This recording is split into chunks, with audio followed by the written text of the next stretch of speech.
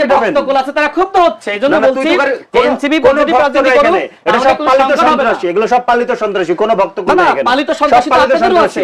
এই যে রাজশাহী বিশ্ববিদ্যালয়ের লাইব্রেরির মধ্যে হামলা হয়েছে, আপনারা কি এটার বিষয়ে প্রতিবাদ করেছেন? জাহাঙ্গীরনগর বিশ্ববিদ্যালয়ের ছাত্রলীগের একজন নেতাকে আপনাদের ওই সময়কার সমন্বয়করা পিটিয়ে হত্যা করেছিল, প্রতিবাদ করেছে। আমাদের দলের কেউ করছে এটা? ওই সময় তো সমন্বয় ছাত্র দলের সবচেয়ে বেশি সমন্বয় ছিল। জাহাঙ্গীরনগরের বিপি হচ্ছে ছাত্র দল, এটা তো সবথেকে বেশি সমন্বয় ছিল, এটা স্বীকার করলেন, ধন্যবাদ। ছাত্র দল দখল করে রাখছিল। আমার কথা হলো আজকে ঠিক আছে আওয়ামী লীগের পতন হয়েছে, ছাত্রলীগের পতন হয়েছে, আপনি কি ছাত্রলীগের পিটিয়ে মারতে পারেন? না, আমি কেন আপনাদের জোটের যারা আছে তারা এগুলো করতেছে বিভিন্ন জায়গায়। অন্তর্বর্তীকালীন মামলা করেন, আপনি মামলা করেন, আপনি যে মামলা করলে বলবেন যে ভাই আপনি শেখাতে হয়ে গেছে, যে সময় মামলা হয়েছিল বলেন ও আপনি কি সময় মামলা হয়েছিল আপনি প্রতিবাদ করেছেন, পিটাই মারবেন পাটোয়ারির নামে একটা মামলা হয়েছিল, এরপরে কি জামাতের পক্ষ থেকে বিবৃতি দেওয়া হয়েছিল, বিবৃতি দিয়েছিলেন না? পিটাই মারবে, বুঝছেন? না পিটাই কেন মামলা হয়েছে? এই যে আপনি বলছেন না, আজকে জামাতের আমির কি বলল? জামাতের আমির বলল যে আমরা এখন দেখতেছি যে সেই পুরানো ফেসিবাদ, মানে কি দেখেন জামাতের আমির কি কথা বলতে পারছে? না ফেসিবাদ থাকলে কোন থাকলে আজকে বাংলাদেশে কথা বলতে পারতেন? কথা বললেই মার, এটা তো ফ্যাসিবাদী পথ। কোথায় মারছে? আপনাকে কে কোথায় মারছে? একবার হামলা করা হয়েছে। আপনাকে কোথায় হামলা করেছে? আরে ভাই নাসিরউদ্দিন পাটোয়ারিকে হামলা করা তো সম্ভবত এই যে বিদ্যুৎ নিয়ে কিন্তু দুই একদিনের মধ্যে একটা বড় ঘটনা ঘটছে। এই যে আজকে বিশেষ করে পত্রিকায় রিপোর্ট হওয়ার পরে জানা যাচ্ছে, আমি নিজেও আজকে আমার বাসায় খেয়াল করলাম, আমার যেখানে প্রিপেইড মিটার সেইখানে ধরেন সপ্তাহে যে পরিমাণ মানে চার্জ করে রিচার্জ করলে যে পরিমাণ আমি ব্যবহার করতে পারি সেটা আমার 2 দিনে শেষ হয়ে গেছে। এটা যদি ধরেন সারা বাংলাদেশে যদি 5 কোটি গ্রাহক থাকে, 5 কোটি গ্রাহক যদি 100 টাকা করে ধরেন বেশি দেয় তাহলে 500 কোটি টাকা চলে গেছে। এর 100 না, এটা ধরেন এক মাসে আমার ধরেন 1000-1500 টাকা করে শুধু সাধারণ গ্রাহক পর্যায়ে এটা গেছে। তাহলে ধরেন এখান থেকে 50-60 হাজার 1 লাখ কোটি টাকা তুলে নিছে। কারা নিছে, কি করছে, এটা আপনি কোনোদিন পাবেন না, এটা আপনি কোনোদিন খুঁজে পাবেন না, এটা খুঁজেই পাওয়া যাবে না। আচ্ছা যাই হোক, আরটা হচ্ছে যে উনি অনেক কথা বলেন, অনেক ইয়ের কথা বলেন, কিন্তু ধরেন বিএনপির বিরুদ্ধে তো থাকতেই হবে, কারণ বিএনপি একটা ঐতিহাসিক প্রতারণার পথে হাঁটতেছে, ঐতিহাসিক প্রতারণা। স্বয়ং প্রধানমন্ত্রী ভোটের আগে গণভোটে হ্যাঁ ভোট চাইছেন, ঠিক আছে, কিন্তু গণভোট বাস্তবায়নের কোন রকম কোনো সদিচ্ছা তাদের মধ্যে দেখা যাচ্ছে না। ওনারা সংবিধান সংশোধন কমিটি করছেন এবং এইটার সপক্ষে ডিফেক্টো প্রধানমন্ত্রী যিনি, যাকে উপপ্রধানমন্ত্রী হয়তো বানানো হবে, ব্যর্থ স্বরাষ্ট্রমন্ত্রী, সফল সংবিধান এবং ফ্যাসিবাদী রাষ্ট্র রক্ষামন্ত্রী সালাউদ্দিন আহমেদ, উনি এসে ধরেন যেভাবে যুক্তি দিলেন যে আমরা আসলে তখন বলছিলাম কমিটমেন্ট আসলে রাখার জন্য করি নাই, এমনি কমিটমেন্ট করছি, রাখার জন্য কোনো কমিটমেন্ট, কারণ কমিটমেন্টের কোনো দাম যাদের কাছে নাই তারা প্রতারক, খুব সিম্পল। এবং মানে ধরেন উনি সংস্কারের কথা বলতেছে, এই বিরোধী দল কেন সংস্কার এই করতেছে না, সেগুলো সংস্কারের দায়িত্ব তো সরকারের, সংস্কারের দায়িত্ব তো সরকারকে দেওয়া হয়েছে, জনগণ দিয়েছে সরকারকে। সরকার তো বরঞ্চ ইন্টারিম গভর্নমেন্ট যে সংস্কারগুলো করেছিল বেশিরভাগ সংস্কার তারা বাতিল করে দিয়েছে, সুপ্রিম কোর্ট সচিবালয়ের ভিতরে প্রণিধানযোগ্য। এর বাইরে ধরেন মানবাধিকার কমিশন আছে, গুম অধ্যাদেশ আছে, গুম অধ্যাদেশ এখন আবার পুলিশের হাতে ফিরিয়ে আনা হচ্ছে, তদন্ত ফিরিয়ে আনা হচ্ছে। ধরেন আপনি পুলিশ কিংবা আমি পুলিশ, আমি আপনাকে তুলে নিয়ে গুম করলাম, আমি তদন্ত করব, এটাই করতে চাই, সেই আগের মতোই সব চলবে আর কি। যাই হোক, এর ভিতরে ইন্টারেস্টিং একটা তথ্য দেই আমাদের মহান স্বরাষ্ট্রমন্ত্রী সম্পর্কে। স্বরাষ্ট্রমন্ত্রী ওই সংবিধান রক্ষামন্ত্রী কিংবা ধরেন ফ্যাসিবাদী রাষ্ট্র রক্ষামন্ত্রী, এটা বললো ওনার জন্য, কারণ স্বরাষ্ট্রমন্ত্রী হিসেবে উনি যার পরানায় উনি ব্যর্থ। আচ্ছা, ওনার সম্পর্কে একটা চমৎকার খবর দেয়, ওনার ছেলেকে তো উনি অলরেডি মায়ের দোয়া ক্রিকেট বোর্ড অথবা বাপের দোয়া ক্রিকেট বোর্ডে ঢুকাইছেন। ওনার ছেলে নির্বাচনের কয়েকদিন আগে একটা পোস্ট দিছিলেন ওনার লিঙ্কডইন প্রোফাইলে, পোস্ট দিয়া জাপানের সাথে একটা বিজনেস এগ্রিমেন্ট তখন হতে যাওয়ার কথা, এটা নিয়ে উনি বলছিলেন যে এই সরকারের এটা করা উচিত না। ঠিক আছে, ভালো, সরকারের এটা করা উচিত না, খুব ভালো কথা, ভালো কাজ করেছেন। খুব রিসেন্ট জাপানের সাথে একটা আলাপ আবার আগাইছে, ওই আলাপটাই সম্ভবত আবার নতুন করে শুরু হয়েছে। জাপান 2টা ব্রিজ করবে, $3.4 বিলিয়ন, যেটার হচ্ছে গিয়া মূল্যমান বাংলাদেশি টাকা 42,000 কোটি টাকা। এইটার লোকাল পার্টনার হিসেবে কাজ করবে ওনার ছেলের কোম্পানি, যেই কোম্পানিটা চালু হয়েছে হচ্ছে অক্টোবর 2024-এ। তার মানে খেয়াল করেন, গণঅভ্যুত্থানের পরে। তার মানে এই কোম্পানির কোনো এক্সপিরিয়েন্স নেই, এটা কমপ্লিটলি পলিটিক্যাল প্রভাবে এই কাজটা করার চেষ্টা করা হচ্ছে, যেখানে এই ধরনের কাজে সাধারণত এই লোকাল কোম্পানিকে 3 থেকে 5% নিয়ে দেওয়া হয়, কি বলে যে কমিশন দেওয়া হয়। তাদের ধরেন 1200 থেকে 2000 কোটি টাকা সুন্দর করে ওনার পকেটে ঢুকে যাবে। তাই এইটা হচ্ছে ধরেন ওনাদের পুরনো বন্দোবস্ত, সেই বন্দোবস্তের মধ্যেই ধরেন চলতেছে। আচ্ছা, আমি যে রাশেদ খান এই যে ফয়দুল হক বক্তব্য দিলেন, আমি এনসিপি নেতারা যখন বক্তব্য দেন এক ধরনের তারা সমালোচনা করেন এবং একটু অভিনব কায়দায় সমালোচনা করেন আমরা শুনছি, এবং এর মধ্যে কয়েকজনের বক্তব্য আপনাদের ভাষায় বেশ উস্কানিমূলক, বিশেষ করে নাসিরউদ্দিন পাটোয়ারির ব্যাপারটা আসে। আমি এনসিপির এই নেতাদের বক্তব্যগুলো আপনার কাছে কেমন লাগে, যে তারা যখন সমালোচনা করেন? আমার কাছে আমাদের ফরিদুল হক ভাইয়ের প্রশ্ন ছিল, উনি অনেকদিন ধরে চিন্তা করছিলেন যে সময় আমার সাথে তিনি আলোচনায় বসবেন এই প্রশ্ন করবেন যে আসলে তাহলে কারা আসলে বাংলাদেশে ভণ্ডবস্তের রাজনীতি করছে। আপনাদের যারা নেতৃত্ব দিচ্ছে তারা ঐতিহাসিকভাবে বাংলাদেশে ভণ্ডবস্তের রাজনীতি করছে। আর এই কারণেই আমি বলি যে এনসিপি তো বলেছিল যে আমরা বাংলাদেশে নতুন বন্দোবস্তের রাজনীতি করতে চাই, কিন্তু যে সময় ভণ্ডবস্তের রাজনীতি কোন দল সে ৭১-এর আগ থেকে শুরু করেছে, সেই তাদের সাথে তাদের নেতৃত্ব মেনে আপনি জোটে যান, তখন তো আপনার নতুন বন্দোবস্ত থাকে না, তখন ভণ্ডবস্তই আপনাকে নেতৃত্ব দেয়। আমি সেটাই বলেছি, আশা করি আপনি উত্তর পেয়েছেন। আচ্ছা, তিনি আবার বললেন যে মানে ছাত্র দলের কয়েকজন নাকি একজনের চোখ উপড়ে ফেলেছে, এই সংক্রান্ত কোনো সংবাদ এখনো পর্যন্ত কোনো গণমাধ্যমে আসে নাই। দেখেন, দ্য ডিসেন্ট যেটা আপনার শিশির সাহেব তিনি পরিচালনা করেন, সেখানে উল্লেখ করা হয়েছে যে ছেলেটির ছবি ছাত্রদল হিসেবে দাবি করা হচ্ছে যে সে আরেকটি ছেলে সম্ভবত এনসিপি করে তার চোখে আঘাত করেছে, এই ছবিটি এই ছাত্রদল নেতার সম্পর্কে যেটি বলা হচ্ছে এটি সঠিক নয়। আমি এটি দেখাতে পারবো, আমি নিজে এটি পড়েছি। তার মানে কি? এবং ওইখানে উল্লেখ করা হচ্ছে যে এনসিপি যে ছবিগুলো প্রচার করছে হামলার, এই ছবিগুলো আসলে সঠিক নয়। মানে ওই ছেলেটিকে নিয়ে যে ধরনের ছবি প্রচার করতেছে, তার মানে কি? তার মানে ওই ছেলেটি কোথায় কিভাবে আঘাতপ্রাপ্ত হয়েছে সেটি আসলে এখনো পর্যন্ত আমরা কেউ স্পষ্ট না, এবং দ্য ডিসেন্টে এটি স্পষ্ট করা আছে। এখন ফরিদুল হক ভাই বললেন যে তার চোখ উপড়ে ফেলা হয়েছে, এখনো পর্যন্ত কোনো টেলিভিশনে কোনো পত্রিকায় এই সংক্রান্ত নিউজ হয়নি যে তার চোখ উপড়ে ফেলা হয়েছে। হ্যাঁ, সেখানে কিছু সাংঘর্ষিক ঘটনা ঘটেছে, এবং মূলত নাসিরউদ্দিন পাটোয়ারি যেহেতু যেখানেই যাচ্ছেন তিনি সেখানে স্থানীয় এমপি এবং মন্ত্রীদেরকে তিনি গালিগালাজ করতেছেন। দেখেন, বিএনপি যারা করে, এর বাইরেও যারা বিএনপিকে সমর্থন করে, ওই এলাকার যিনি আসলে এমপি নির্বাচিত হয়েছেন ওই এলাকার সন্তান, তার প্রতি এলাকাবাসীর এক ধরনের ভালোবাসা মোহ, এবং তাকে কিন্তু ওই এলাকার রাহাবার হিসেবে মনে করে। আপনি যে সময় আপনার ৩00-৪০০ মানুষ জড়ো করে, তাও আবার ম্যাক্সিমামই জামাত এবং শিবিরের কর্মী, এদেরকে জড়ো করে আপনি এই এমপিদেরকে যারা এক ডাক দিলেই অন্তত ১৫-২০ হাজার মানুষ নেমে আসে, তাদেরকে গালিগালাজ করবেন, তখন তো ভাই ওই এলাকায় প্রত্যেকটা ক্রিয়ার একটা বিপরীত প্রতিক্রিয়া থাকে, তাই না? সেই প্রতিক্রিয়া সেখানে সৃষ্টি হয়। তার মানে কি? তার মানে এর দায় আপনাকে নিতে হবে। আপনি বলেন যে হাসিনার একটি গালির কারণে, হাসিনার একটি শব্দের কারণে, একটি লাইনের কারণে হাসিনার পতন হয়ে গেছে, রাজাকারের বাচ্চা বলেছিল। সেখানে প্রতিনিয়ত আপনি স্বরাষ্ট্রমন্ত্রীকে তুই তুকারি করে কথা বলছেন, আপনি মির্জা আব্বাস সাহেবকে নিয়ে যা তা বলতেছেন, আপনি মাননীয় প্রধানমন্ত্রীকে নিয়ে তো বলতেছেনই, তার সহধর্মিনী তার কন্যাকে নিয়ে বলতেছেন। আপনি বলতেছেন যেখানে মির্জা ফখরুল ইসলাম আলমগীর সাহেবকে বাংলাদেশের একজন সজ্জন রাজনীতিবিদ বলা হয়, তার ইমেজ সম্পর্কে মানুষ অনেক প্রশংসা করে, সেখানে আপনি বলতেছেন যে তিনি তো মন্ত্রী হওয়ার যোগ্য নন, তিনি কিভাবে রাষ্ট্রপতি হবেন?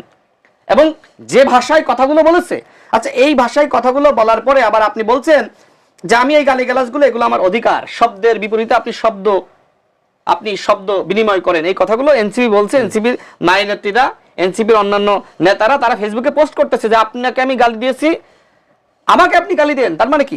গালি দেওয়া যদি আপনার স্বাধীনতা হয়, তাহলে ওই এলাকার মানুষ যারা আসলে জনপ্রতিনিধিকে ভোট দিয়ে নির্বাচিত করেছে, তারাও ক্ষুব্ধতা ব্যক্ত করা, তাদেরও স্বাধীনতা আছে। যেখানে হাসিনার পতন হয়েছে, কেন আজকে আমরা প্রতিরোধ গড়ে তুলেছিলাম খালি হাতে? বাংলাদেশের জনগণ যার যে সামর্থ্য ছিল সেই সামর্থ্য অনুযায়ী শেখ হাসিনার বাহিনীকে প্রতিরোধ করেছিল, এবং এইটা একটা গণ অভ্যুত্থান ছিল। গণ অভ্যুত্থানে কি কি হয় আমরা সবাই জানি, দেখেছি। ছাত্রলীগকে বাঁশের লাঠি হাতেই বিতাড়িত করা হয়েছে। সুতরাং আপনি যদি বলেন যে আমি গালি দেবো আর তুমি চুপ থাকবা, শুনবা, তুমি পাল্টা গালি দিবা, এটা বাংলাদেশের রাজনীতি না। এবং এই রাজনীতি আপনারাও করে আপনাদের উত্থান হয়নি, আপনারাও প্রতিরোধ করার মধ্য দিয়ে আপনাদের উত্থান হয়েছে। সুতরাং আপনি যে সময় আমাদের মাননীয় প্রধানমন্ত্রীকে গালিগালাজ করবেন, আপনি সমালোচনা করেন, যদি মাননীয় প্রধানমন্ত্রীর কোনো ভুল থাকে আপনি সেইভাবে সমালোচনা করেন, গঠনমূলক পরামর্শ দেন। আপনি বলেন যে এইটা গণঅভ্যুত্থানের সরকার, রাষ্ট্র পুনর্গঠনে আমাদের সবার ভূমিকা রাখতে হবে। কিন্তু আপনি কি করতেছেন? আপনার ভাষায় হলো সরকারি দলকে গালিগালাজ করা, ভিলিফাই করা, মিথ্যাচার করা, প্রপাগান্ডা করা। আজকে দেখেন আমি অবাক হয়ে গেছি, কর্নেল অলি আহমেদ একজন বর্ষিয়ান রাজনীতিবিদ, তিনি আমাকে ইঙ্গিত করে বলেছেন যে বাপ মায়ের পরিচয় নাই, জাতীয় নেতাদের নিয়ে সমালোচনা করে। এরপরে রয়ের এজেন্ট, মুসাদের এজেন্ট, এরকম এজেন্ট বানিয়ে তিনি আমাদেরকে মানে বক্তব্য দিয়েছেন। দেখেন, আমি যে বক্তব্য দিয়েছিলাম সেটি হলো, প্রথম আলো পত্রিকায় একটি সংবাদ প্রকাশিত হয়েছিল যে ওই সময় জনেক মাসুদ করিম নামের একজন ব্যক্তি, যিনি গোয়েন্দা সংস্থার এজেন্ট ছিলেন এবং অন্তর্বর্তীকালীন সরকারের সময় তিনি অ্যারেস্ট হয়েছেন, তার কাজটা ছিল আমরা যারা বাংলাদেশে অপোজিশনের রাজনীতি করি একের পর এক আর্টিফিশিয়াল ব্যর্থ আন্দোলন সৃষ্টি করা, এবং সেই আন্দোলন যে সময় বারবার ব্যর্থ হবে, যে আমরা মাঠে নামলাম সফল হইল না, তখন তো আমরা হতাশ হয়ে ঘরে বসে যাবো, তাই না? তো এই ধরনের একটি প্রজেক্ট হাতে নিয়েছিল এবং এই প্রজেক্টের মাস্টারমাইন্ড ছিলেন এই কর্নেল অলি আহমেদ। এটা প্রথম আলো পত্রিকার সংবাদ, আপনি দেখতে পারেন, গুগলে সার্চ দিলে পেয়ে যাবেন। তো আমি যে সময় তিনি বলছেন যে ছোট ছেলে নাহিদ ইসলাম, মাওলানা মামুনুল হক যে সময় জামাতের আমির ডাক্তার শফিকুর রহমানের নেতৃত্বে একতাবদ্ধ হয়ে রাজপথে নামবে, বিএনপির 7 দিনে পতন হয়ে যাবে, তার সেই বক্তব্যকে কট করে আমি তার এই সমালোচনা করেছি যে ওই সময় তো কর্নেল অলি আহমেদ নিজে গোয়েন্দা সংস্থার ফাঁদে পা দিয়েছিলেন এবং এটা বাস্তব এবং সত্য। আর তিনি আজকে আমাকে রয়ের এজেন্ট বানাচ্ছেন, মুসাদের এজেন্ট বানাচ্ছেন, যেখানে ঢাকা বিশ্ববিদ্যালয়ে আমরা সেই এনআরসি এবং সিএএ বিরোধী যে আন্দোলন ভারতে হচ্ছিল সেটা সমর্থন জানিয়ে নুরুল হক নূরের রুমে আমাদেরকে হত্যা চেষ্টা করেছিল এদেশীয় যারা প্রকৃতপক্ষে রয়ের এজেন্ট। বাংলাদেশে যদি নরেন্দ্র মোদীর আগমন বিরোধী আন্দোলন কারা করেছিল? আমরাই করেছিলাম। সেই সময় ফরিদুল্লাহ ভাই আমাদের সাথে ছিলেন এবং তিনি নিজেও এর দায় নেবেন না বলে তিনি ওই সময় যুব অধিকার পরিষদ ছেড়েছিলেন। আজকে জানি না তার অবস্থান কি, কিন্তু তিনি এর দায় নিতে চাননি। প্রেস বিজ্ঞপ্তি দিয়ে তিনি আমাদের এই আন্দোলনকে সমর্থন করেন নাই, তিনি দল ছেড়েছিলেন, আমাদের সাথে সম্পর্ক ত্যাগ করেছিলেন। আজকে সেই রাশেদ খান, নুরুল হক নূরদেরকে বলা হচ্ছে রয়ের এজেন্ট। আজকে আমাদের সিনিয়র নেতাদের ভাষা যদি এইরকম হয়, আমার বাপের পরিচয় নাই, মায়ের পরিচয় নাই। দেখেন, আমার বাপ মা যদি 18 সালে রাজপথে না নামতো আর কোটা আন্দোলন সফল না হয়তো, 24 সালের গণঅভ্যুত্থান হয়তো না। আজকে আপনি কর্নেল অলি আহমেদ যে আমার বাপ এবং মাকে নিয়ে কথা বলছেন, এই বাংলাদেশে আপনি এই ভাষায় কথা বলতে পারছেন না। হ্যাঁ, আপনার 71-এ ভূমিকা আছে, শ্রদ্ধা জানাই, কিন্তু আপনি যে সময় স্বাধীনতা বিরোধী শক্তি জামাতের সাথে হাত মিলিয়েছেন এবং বিএনপিকে আপনি ক্ষমতাচ্যুত করার হুমকি দিচ্ছেন, সেই সময় প্রকৃতপক্ষে 71-এর যে অর্জন, সেই অর্জনকে আপনি ধূলিসাৎ করেছেন। আপনি তো আচ্ছা, আর একটা বক্তব্য 1 মিনিটে শেষ করি। 1 মিনিটে আপনি তো সমালোচনার বক্তব্য সমালোচনা দিচ্ছেন, আপনি তো সমালোচনার জবাবে সমালোচনা করছেন, তাহলে অন্যরা কেন সমালোচনার জবাবে না না, আমি তো বাপ মা নিয়ে কথা বলা আর রাজনৈতিক সমালোচনা করা কি এক জিনিস? কর্নেল অলি আহমেদের মতন একজন বর্ষিয়ান মানুষ যে সময় রাশেদ খানের বাপ এবং মায়ের পরিচয় নিয়ে প্রশ্ন তোলে, তখন বাংলাদেশের রাজনৈতিক সংস্কৃতি কোথায় গিয়ে দাঁড়ায়? আজকে দেখেন, জামাতের আমির ডাক্তার শফিকুর রহমান তিনি বলছেন যে এখন আর বিসিএস দেওয়া লাগবে না, 3 মাসের প্রশংসা করলে আপনি সচিব হয়ে যাবেন। দেখেন, বাংলাদেশের যিনি প্রধানমন্ত্রী হন, একজন বিশেষ সহকারী, রাজনৈতিক সহকারী, তাদেরকে নিয়োগ দেন। আজকে আমাদের যিনি আগামীতে প্রধানমন্ত্রী হতে চান, যিনি ইতিমধ্যে ফেসবুকে প্রধানমন্ত্রী, তিনি আজকে এই ভাষায় কথা বলছেন, মানুষকে বিভ্রান্ত করছেন, মানুষকে কিভাবে প্রপাগান্ডার মুখোমুখি করতে। কি বলবেন? যখন 10 সেকেন্ডে, যখন জামাতের আমিরের মতন ব্যক্তি এবং কর্নেল অলি আহমেদের মতন ব্যক্তিরা একসাথে বাংলাদেশে প্রপাগান্ডা, গুজব, মিথ্যাচার, কারোর বাপ এবং মাকে নিয়ে প্রশ্ন তোলার রাজনীতি করেন, তখন বাংলাদেশে রাজনৈতিক সংস্কৃতি বলে কিছু থাকে না। এই বিষয়ে আসবো, আমি এই বিষয়ে কথাটা বলবো। দুটো ফোন আছে, ফোনটা নিয়ে আবার আসছে। হ্যালো হ্যালো হ্যালো হ্যালো, জি, আপনার নামটি বলে প্রশ্নটি করেন। আমার নাম মোহাম্মদ জাইনুল আবদিন। জি, জন সাহেব বলেন। আমার প্রশ্ন হলো যে 24 না আসলে, 24 না এলে এই সরকার আসতো না। 24-এ যদি শেখ হাসিনা যদি তত্ত্বাবধায়ক সরকার মেনে নিয়ে যদি একটি নির্বাচন দিত, তাহলে 24 কোথায় যাইতো? আর আমি রাশেদ ভাইকে বলবো যে কিছু মন্ত্রী দিয়ে দেন, তাইলেই সব ঠান্ডা। আচ্ছা, ধন্যবাদ ধন্যবাদ। আপনার আরেকজন আছেন। হ্যালো হ্যালো, আসসালামু আলাইকুম। ওয়ালাইকুম, আপনার নামটি বলে প্রশ্নটি করেন। আমি রাজবাড়ী থেকে আব্দুল ওহাব মন্ডল বলছিলাম। ওহাব সাহেব বলেন। আমার প্রশ্ন হলো রাশেদ খান ভাইয়ের কাছে যে এই 24-এর আন্দোলন না হলে আমাদের কিন্তু এই নতুন সরকারের পদার্পণ হতো না। তো ওনার কাছে আমার প্রশ্ন যে 24-এর আন্দোলন কি এমন কোনো কথা ছিল যে আমরা সহিংসতা ভুলে যাব এবং আমরা অদূর ভবিষ্যতে একটা স্বর্ণীয় অংশ দেখবো, কিন্তু সেটা না দেখে আমরা কেন, যেখানে আওয়ামী লীগ নাই, জাতীয় পার্টি নাই, আমরাই সবাই মিলেমিশে এই দেশ গঠন করছি, সেখানে কেন এই উস্কারি দাতা কারা এবং এই যে যারা ক্ষতিগ্রস্ত হলো এদেরকে এদের দেখা ভালো করার জন্য এই পর্যন্ত রাষ্ট্রের পক্ষ থেকে কোনো অনুসরণা জানানো হয় নাই। জি, ধন্যবাদ। ফরিদুল হক, আপনার কাছে প্রশ্নটা আসলে উস্কানি বক্তব্য নিয়ে রাশেদ খান একটু আগে বেশ এই বিষয় নিয়ে কথা বলছেন, উত্তেজিত হয়ে যাচ্ছিলেন। এই যে বিশেষ করে নাসিরউদ্দিন পাটোয়ারির বক্তব্য নিয়ে অনেক আলোচনা হয়, আপনারা এটা নিয়ে মানে বিব্রত বোধ করেন কিনা বা তার সাথে কথা বলেন কিনা, বা কিংবা তার বক্তব্য যা আছে আপনার মনে করেন ঠিকই আছে? নাসিরউদ্দিন পাটোয়ারি সাহেব তো তারেক রহমান সাহেবের মতো করে বক্তব্য দিবেন না, তিনি তার মতো করে দিবেন। তিনি আলাদা ব্যক্তি, উনি আলাদা ব্যক্তি, তো এটা দিয়ে তো কথা বলার কিছু নাই। আর গণতান্ত্রিক রাজনীতিতে ধরেন মানে আপনি মুখের বাইরে অন্য কোথাও যেতে পারবেন না, এটার কোনো স্কোপ নাই। আমি একটু ওনার কয়েকটা পয়েন্ট থেকে আসি। সেটা হচ্ছে যে উনি কর্নেল অলি সাহেবের ব্যাপারে উনি যে অভিযোগ করলেন, উনি যদি এটা বলে থাকেন ওনার বাবা মার বিষয়ে যেটা বলছেন, এটা আমি খুবই মানে একদম স্পষ্ট ভাষায় এটা নিন্দা জানাচ্ছি। কেন? কারণ হচ্ছে যে উনি হয়তোবা ভুলে গেছেন, ওনার মনে থাকার কথা, কিন্তু উনি হয়তোবা ভুলে গেছেন যে রাশেদ খানের মা 2018 সালে কোটা আন্দোলনের সময় যখন তাকে গ্রেফতার করা হয়েছিল, খুঁজে পাওয়া যাচ্ছিল না, বেশ কয়েকদিন গুম ছিল, তখন উনি এসে কিন্তু দাঁড়ে দাঁড়ে ঘুরেছেন এবং হচ্ছে যে প্রেস কনফারেন্স করে তার মুক্তি কিংবা তাকে খুঁজে দেওয়ার জন্য সরকারের কাছে আহ্বান জানাইছেন। এটা আমরা নিজের এটার চাক্ষুষ সাক্ষী। আমরা সেই সময় আপনি আমার মায়ের সাথে ছিলেন, হ্যাঁ আমরা এটা সহযোগিতা করেছি, আপনারাও ছিলেন, আমি সহযোগিতা করেছি। কিন্তু আরেকটা বিষয় উনি যেটা বলছেন, উনি একটা অভিযোগ অলি সাহেবের ব্যাপারে দিচ্ছেন। অলি সাহেব ওনাকে একটা পাল্টা অভিযোগ দিয়েছে। উনি বলছেন যে অলি সাহেব ওই যে একটা কি মাসুদ করিম গঙের সাথে যুক্ত ছিল, এটা উনি জানেন, এটা আর কেউ জানে না। অলি সাহেব একটা পাল্টা বলতেছে যে ওনারও নাকি একটা রর সংশ্লিষ্টতা আছে, এটা আবার অলি সাহেব জানেন, এটা ওনাদের ব্যাপার। এটার মধ্যে আমি আসলে ঢুকতে চাই না। আরটা উনি আর একটা অভিযোগ করছেন, উনি অনলাইনে যেহেতু করছেন, আমার এটা অনলাইনে জবাব দেওয়া উচিত। মোদি বিরোধী আন্দোলনের সময়, মোদি বিরোধী আন্দোলন মূলত মানে তখন গণ অধিকার পরিষদ ছিল না, ছাত্র অধিকার পরিষদ এবং যুব অধিকার পরিষদ ছিল। আমি যুব অধিকার পরিষদের অন্যতম নেতৃত্বে ছিলাম, উনিও ছাত্র অধিকার পরিষদে ছিলেন। আমরা এটা জয়েন্টলি করছিলাম, কিন্তু আমরা কিন্তু ওই আন্দোলনটা যুব অধিকার পরিষদের নেতৃত্বে প্রথমত শুরু হয় এবং এটা কিন্তু আমরা জানুয়ারি মাস থেকে, ওই সময় 2021 সালে ফেলানি হত্যার এক দশক ছিল। জানুয়ারি মাস থেকে টানা আমরা এই আন্দোলনটা চালিয়ে নিয়ে যাই এবং একটা পর্যায়ে আন্দোলনটা আমাদের মানে অনেকের সাথে আলোচনা না করে একটা ভিন্ন দিকে টার্ন করানোর একটা ধরেন প্রচেষ্টা করা হয়। এটাও প্রবলেম ছিল না। প্রবলেমটা যেই কারণে ওনাদের সাথে আমার বিরোধটা হয় সেটা হচ্ছে যে ওই সময় আন্দোলনের মধ্যে ব্যাপক মাত্রায় নির্যাতন নেমে আসে, আমাদের অনেক নেতাকর্মী, আমাদের সহযোদ্ধাদেরকে অ্যারেস্ট করা হয়। সেই সময় ধরেন ওনার তৎকালীন নেতা, আমাদেরও তখন নেতা ডাকসুর সাবেক ভিপি নুরুল হক নেউর, উনি গাড়ি কেনেন, এটা নিয়ে একটা ধরেন ব্যাপক অভিযোগ আসে। এবং আমি যেহেতু আন্দোলনের ওয়ান অফ দ্য অর্গানাইজার, আমার কাছে অনেকগুলো অভিযোগ আসে যেগুলো আমি পাবলিকলি কখনো বলিনি, কারণ আমি এই ধরনের মানে কি বলে ছোটলোকি কালচারে আমি বিশ্বাস করি না, এই জন্য আমি কখনো পাবলিকলি। আমার কাছে অনেকগুলো অভিযোগ আসে যে আন্দোলনকে কেন্দ্র করে ওনারা একটা টাকা পয়সার লেনদেন, টাকা পয়সার বাণিজ্য করতেছে।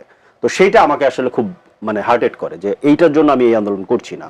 হ্যাঁ, সো আলটিমেটলি তখন ধরেন ওই তাদের সাথে আর পথ চলাটা ইয়ে হয় না। তো আন্দোলন আমরা যেটা অর্গানাইজ করেছি, যে আন্দোলনের one of the main organizer আমি, উনি নিজে বলতে পারবেন না, ওনার সেই সময়কার ধরেন আরো 10 জন ধরেন অর্গানাইজারকে ডেকে এনে উনি যদি সরাসরি কথা বলতে চায় উই ক্যান মানে ডিসকাস, ওটা উনি বলতে পারবেন। আন্দোলনের one of the main organizer আমি, ওয়ান অফ দ্য ব্রেন, আমার ব্রেন চাইল্ড এটা, যারা আমরা ব্রেন চাইল্ডের এই আন্দোলনটা আমরা ডিজাইন করেছিলাম, আমি তাদের একজন। আমার এই আন্দোলনের থেকে নিজেকে সরিয়ে নেওয়ার কিছু নাই, আমি আসলে তাদের সঙ্গ ত্যাগ করেছিলাম, আন্দোলন থেকে ত্যাগ করছি, ব্যাপারটা তা না। সো এইটা ব্যাখ্যা দেওয়া দরকার ছিল। একটা জিনিস হচ্ছে যে কি বলে যে উনি জামাতকে ভণ্ডবস্তের কথা বলেছেন, জামাতকে ভালো, কিন্তু জামাতকে খেয়াল করে দেখেন 76 সালে জামাতকে রাজনীতি করার সুযোগ করে দিয়েছেন শহীদ প্রেসিডেন্ট জিয়াউর রহমান, 90 সালে জামাতের সমর্থন নিয়ে ক্ষমতায় গিয়েছেন বেগম খালেদা জিয়া, 2001 সালে জামাতকে সাথে করে নিয়ে ক্ষমতায় গিয়ে জামাতকে মন্ত্রিত্ব দিয়েছেন বেগম খালেদা জিয়া, এবং 22 বছর জামাতের সাথে ওনারা জোটে ছিলেন, তখন কিন্তু ভণ্ড ছিল না। খুব ইন্টারেস্টিং কিন্তু। আচ্ছা, আরেকটা হচ্ছে যে ওনারা খুঁজে দেখতে পাচ্ছেন না, ওনারা সরকারে আছেন, ওনার কাছে পুলিশ আছে, রাষ্ট্র আছে, গোয়েন্দা সংস্থা আছে, সবকিছু আছে, কিন্তু কারা হামলা করেছে এখন ওনারা দেখতে পান নাই এটা। কিন্তু এইখানে যারা হামলা করেছে ওনাকে একটু অনুরোধ করবো, উনি পত্রিকায় যেহেতু নিউজ আসেন উনি দেখতে পান নাই, ওনাকে অনুরোধ করবো যারা হামলা করেছে তারা নিজেরা এটা ভিডিও করে এটা ছড়িয়ে দিয়েছে। তা ওনার কথা এটা বোঝা যাচ্ছে পরিষ্কার যে ওদের কাছে সিগন্যাল ছিল যে তোরা হামলা কর, তাহলে তোদের কিছু হবে না। এই জন্য ওরা ভিডিও করে, মানে আপনি একটা অপরাধ করছেন, সেই অপরাধ আপনি নিজে ভিডিও করে আপনি সার্কুলেট করার মতো দুঃসাহস কোথায় পায়, এটা আমি ওনার কথায় পরিষ্কার হলাম। কারণ উনি সুন্দর করে বলছেন যে পত্রিকায় তো নিউজ আসেনি, পত্রিকায় তো না।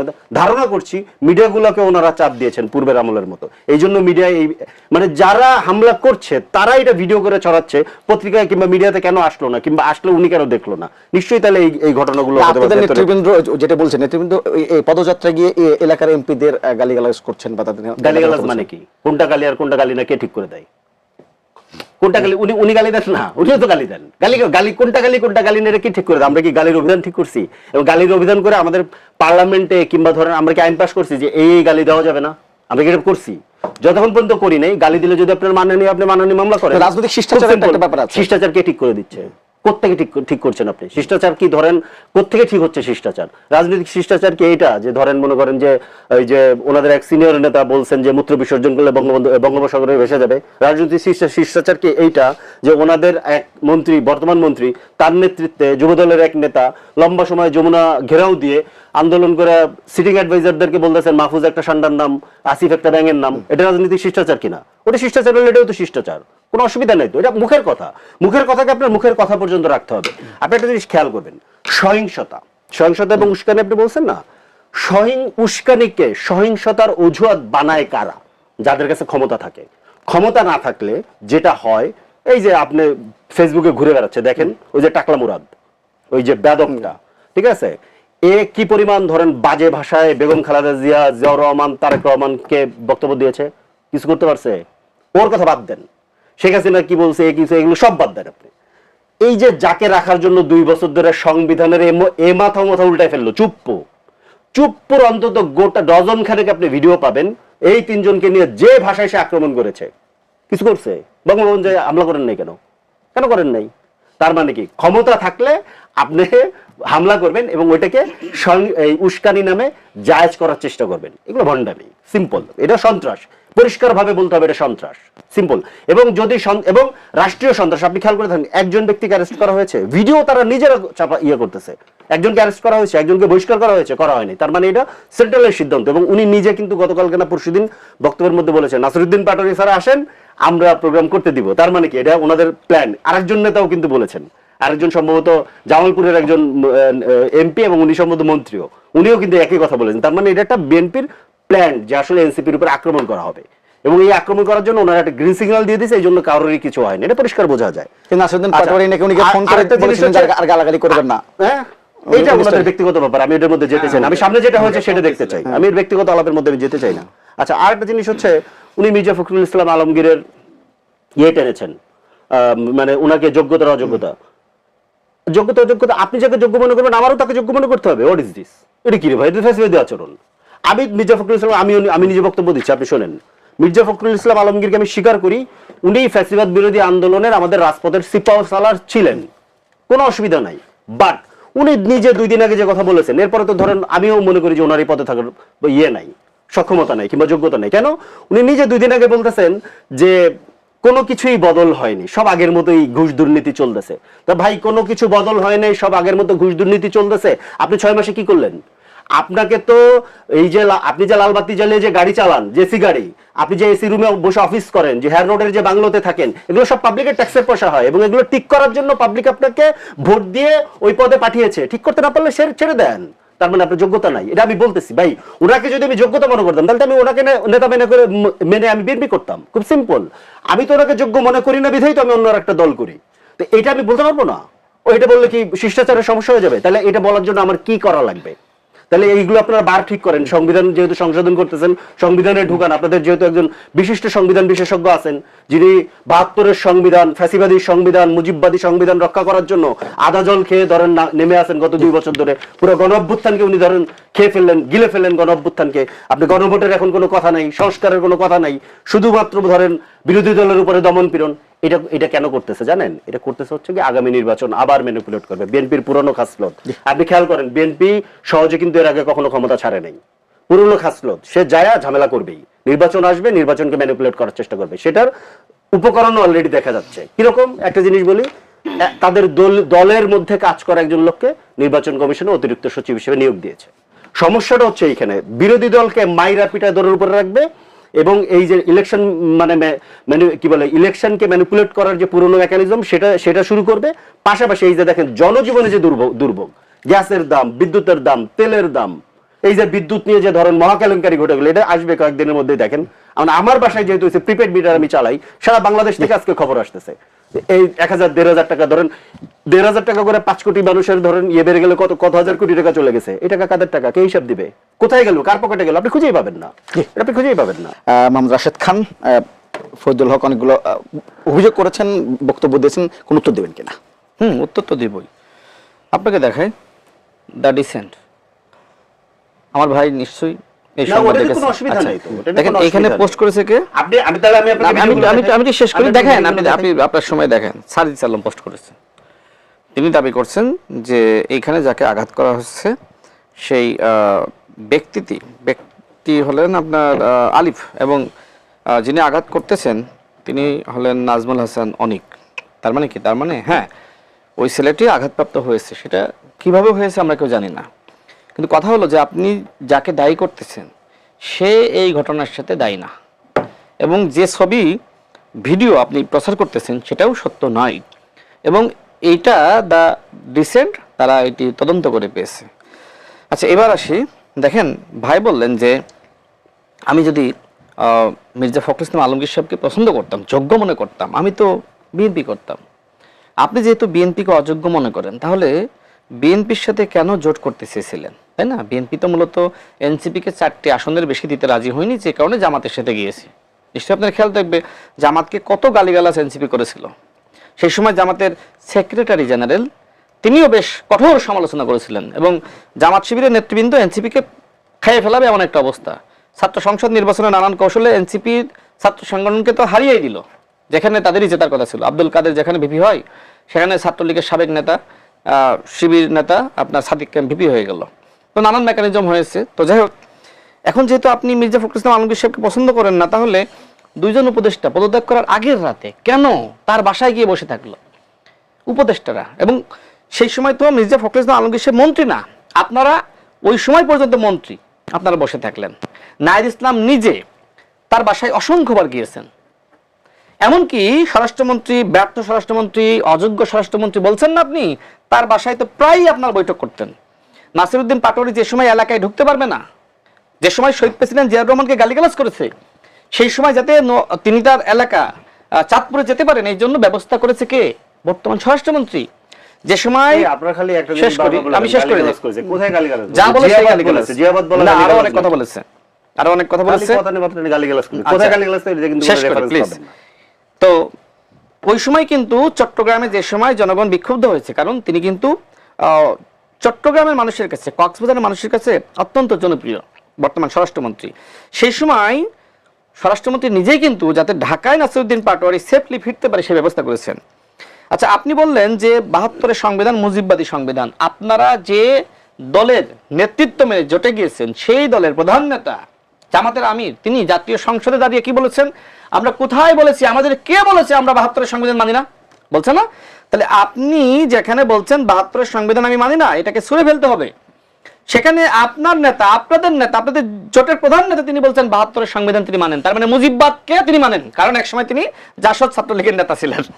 আচ্ছা, এইবার আসি যে নাসিরউদ্দিন পাটোয়ারি কি বাংলাদেশের প্রধানমন্ত্রী তারেক রহমান, যে তার ভাষায় তার মতন করে কথা বলবে? হ্যাঁ, এটা সত্য, এটা তিনি সঠিক বলেছেন।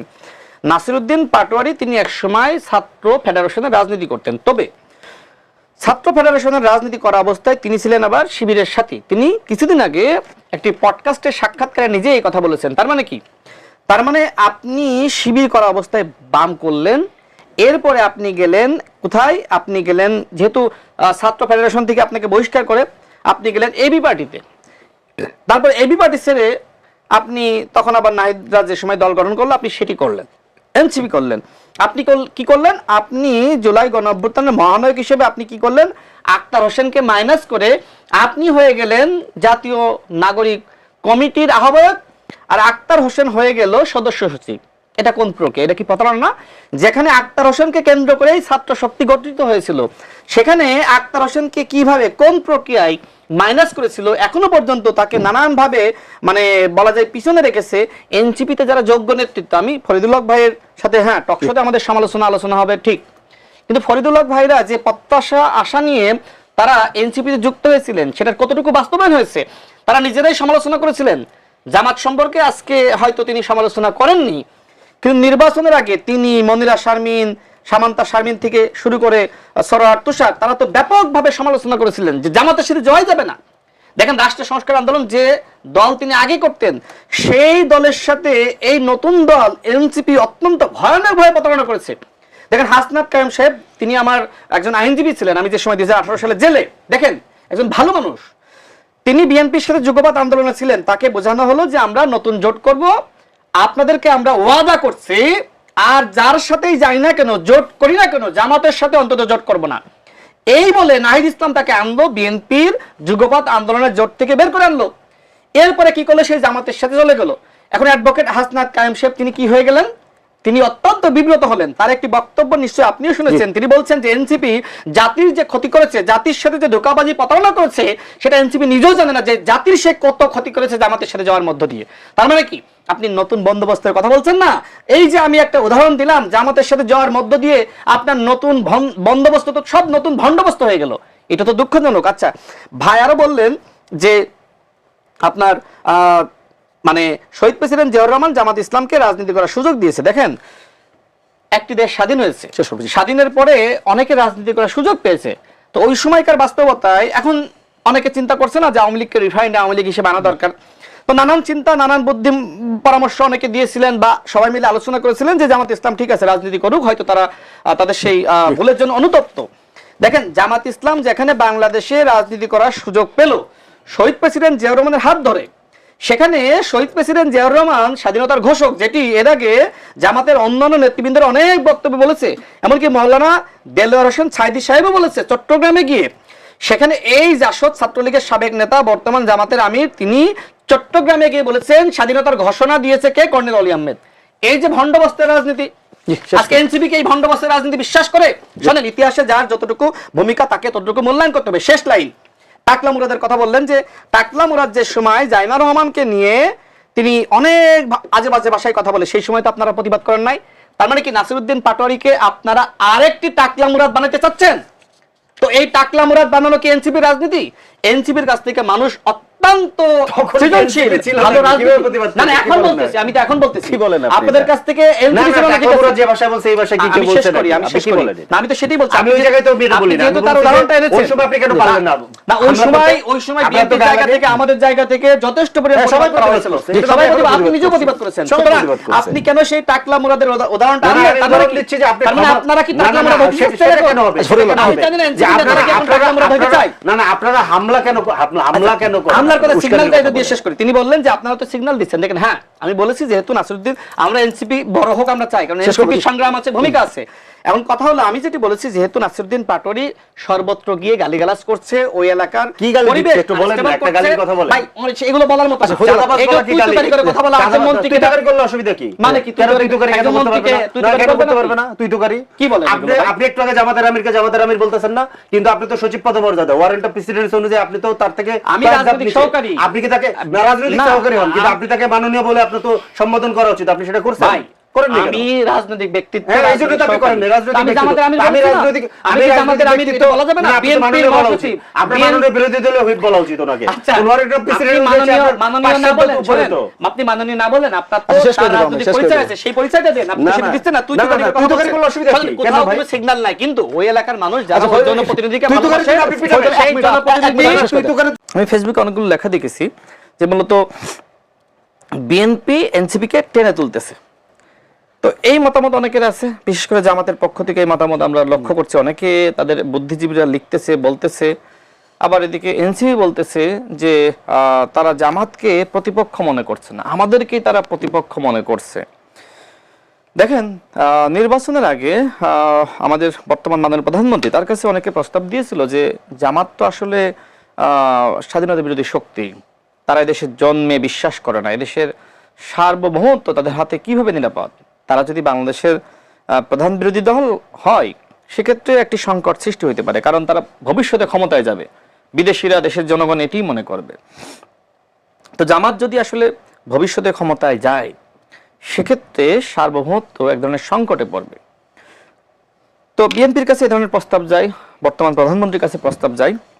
তিনি বলেন, দেখেন, বাংলাদেশে কে অপোজিশনে আসবে সেটি তৈরি করার দায়িত্ব আমরা নিব না। কারণ আমরা দেখেছি যে একটি গৃহপালিত বিরোধী দল তৈরি করার কারণে আওয়ামী লীগের কিভাবে পতন হয়েছে। তো আমরা তো আসলে আওয়ামী লীগ হতে পারবো না। জনগণ যাকে চাইবে তারা প্রধান বিরোধী দল হবে। এটা বাস্তব যে বাংলাদেশের জনগণ এনসিপিকেই মূলত প্রধান বিরোধী দল হিসেবে চেয়েছিল এবং এনসিপির ভোটও কিন্তু মোটামুটি বেড়েও ছিল।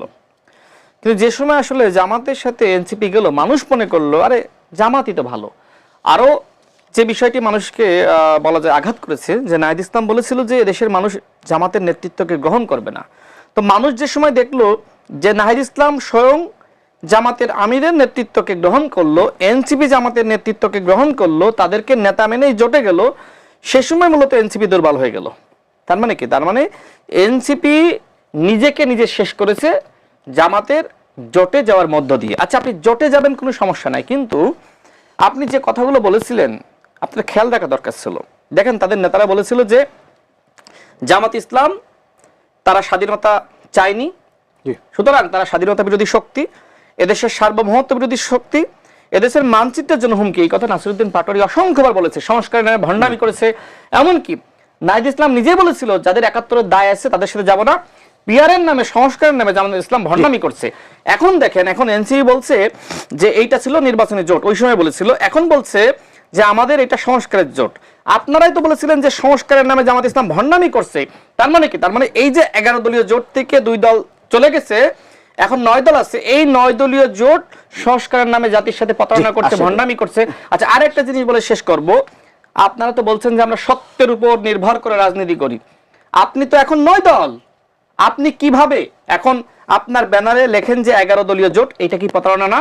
অর্থাৎ ব্যানার থেকে শুরু করে মাঠে যা কিছু দেখছেন, এই জামাত ইসলামের প্রতারণার খপ্পরে পড়েছে একটি তরুণদের শক্তি, যাদের অনেক সম্ভাবনা ছিল। সেই তরুণদের শক্তিও আজকে জামাতের সাথে হাত মিলিয়ে জাতির সাথে যে ধরনের প্রহসন শুরু করেছে, এইটা অনাকাঙ্ক্ষিত, দুঃখজনক। আমরা এনসিপির কাছ থেকে প্রকৃতপক্ষে নতুন বন্দোবস্তের রাজনীতি প্রত্যাশা করেছিলাম, যেখানে জামাত ইসলাম ভণ্ডবস্তের রাজনীতি করে আজকে নতুন বন্দোবস্তের কথা বলে জামাতের সাথে মিলিত হয়ে আজকে এই 9 দল আজকে বাংলাদেশে ভণ্ডবস্তের রাজনীতি করছে। আমি তো ফরিদুল হকের কাছে আমি ওই আবার ওই হামলার প্রসঙ্গে সেই রাশেদ খান যে কথাটি বললেন, তার যদি দাঁড়ায় যে এনসিপি আসলে নাটক করছে, তারা মানে অভিযোগ, যে অভিযোগগুলো আসছে যে নাটক করছে, তারা জামাতের থেকে বড় দল হতে চায়। আর একটা অভিযোগ আছে যে বিএনপি হয়তো এনসিপি কে জামাত থেকে বড় দল করার চেষ্টা করছে। ওই যে আমি ওনার শেষ পয়েন্টে একটু ইয়ে করি, দারুণ একটা, উনি এটা মাঝে মাঝে বলেন, আমি অনেকদিন ধরে খুঁজতেছি যে যখন এটা সামনাসামনি হবে তখন এটার জবাব চাইবো। নতুন ভণ্ডবস্ত, তার মানে পুরনো ভণ্ডবস্ত আছে। পুরনো ভণ্ডবস্ত কি তাহলে বিএনপি? কারা তাইলে? কারা পুরনো? আওয়ামী লীগ তো জানি হলো সন্ত্রাসী, মাফিয়া, ফ্যাসিস্ট, ওর সাথে ভণ্ড শব্দটা যায় না। অন্তত ভণ্ডামি তো আর আওয়ামী লীগ করে না, আওয়ামী লীগ যা করছে সামনাসামনি করছে, ভণ্ডামিটা ওর সাথে যায় না। তাহলে পুরনো ভণ্ডবস্ত কারা? বিএনপি। আচ্ছা, যাই হোক। আর একটা হচ্ছে যে উনি খুব কৌশলে আলাপটাকে আরেক জায়গায় নিয়ে গেলেন। সেটা হচ্ছে মূল প্রশ্নটা এড়ায় উনি জামাত এবং এনসিপির মধ্যে একটা ধরেন দ্বন্দ্বকে সামনে আনলেন। কিন্তু হামলাটা কেন করলো সরকারি দলের গুন্ডারা, সেই ব্যাপারে কোনো কথা উনি বললেন না। খুব দারুণ। আরেকটা জিনিস হচ্ছে যে বিএনপির বিরুদ্ধে মানে কেন এনসিপি কথা বলে? সরকারের বিএনপি তো, বিএনপির বিরুদ্ধেই তো কথা বলবো। সকল দায়িত্ব তাকে দেওয়া হয়েছে, তো সকল সুবিধা তারা পাচ্ছে, সকল ফ্যাসিলিটিস তাদের হাতে, এবং সকল কমিটমেন্টও তারা করেছে। কমিটমেন্ট রাখবেন না আপনি, একের পর চাঁদাবাজি চলতে থাকবে, মানুষ খুন চলতে থাকবে, মাদক ব্যবসা চলতে থাকবে, আপনার ধরেন গ্যাসের দাম বাড়াবেন, বিদ্যুতের দাম বাড়াবেন, তেলের দাম বাড়াবেন।